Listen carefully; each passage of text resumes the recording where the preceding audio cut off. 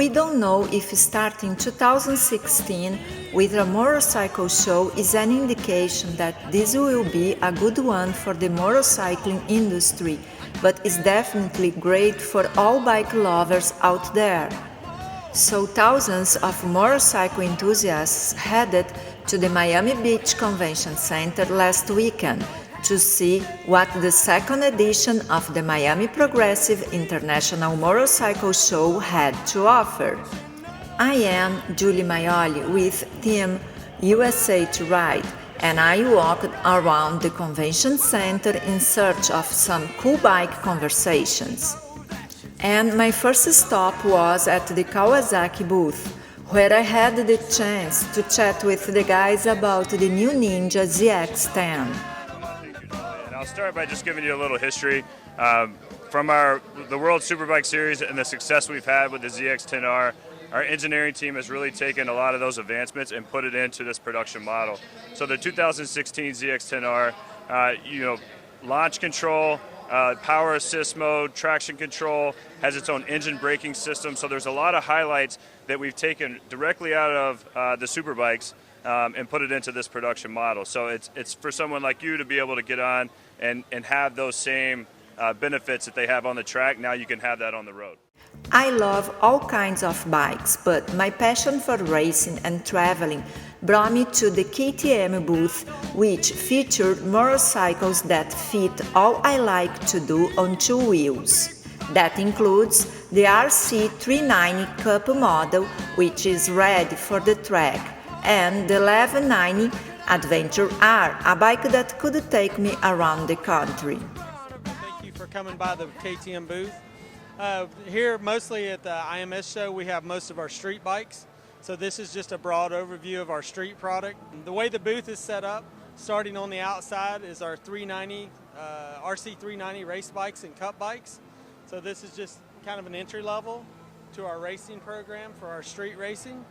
So we developed a new 390 Cup series this year, which was a huge global success. And we had 3 of the top 5 positions in the world. All were from the United States, so that was pretty exciting. And the kid that won is actually from South Florida that won the series. So the next section right here is our Duke section, which is our naked bikes. We have from the 390 Duke, which is our entry-level motorcycle, to a 690 Duke, which is all new for 2016. The next section I'd like to take you to is actually our adventure area. And these are all of our adventure bikes, going from the 1190 Adventure R that you see first to the regular 1190 Adventure with bags and a lot of our power parts, which some of the walls, if you notice, there's featured items on the walls and stuff, which are actually parts that you can purchase and bolt those on to customize the bike as you desire yourself. We brought a very minimal representation of our motocross or off-road product here. So just starting with the new generation 65 SX for the smaller tykes, for the little kids from 7 to 11 years old. So that bike is featured here. Then we also have a 450 Factory Edition on display. And the 450 Factory Edition today is actually the first day of the Supercross Series, starts tonight, which will be in Anaheim, California. And this is an actual replica motorcycle. Ryan Dungey, the #1, the Supercross champion. Dungey will be racing that. Marvin Muscan will be racing it. Also Dean Wilson on our factory Red Bull KTM team. We also have the BTO team that will be competing. We have Davey Millsaps and Justin Brayton will be also riding this bike also. So a great possibility to have a clean sweep on the podium tonight. We're hoping for a 1-2-3 with KTM taking the podium. So should be a great night for racing. This edition of the Progressive International Motorcycle Show brought a little repeat of the show bikes we saw last year, always a crowd favorite. But those who attended this year also had the opportunity to hear amazing stories from guest speakers such as former World Superbike Champion, AMA Superbike Champion, and 5-time Daytona 200 champion, Scott Russell.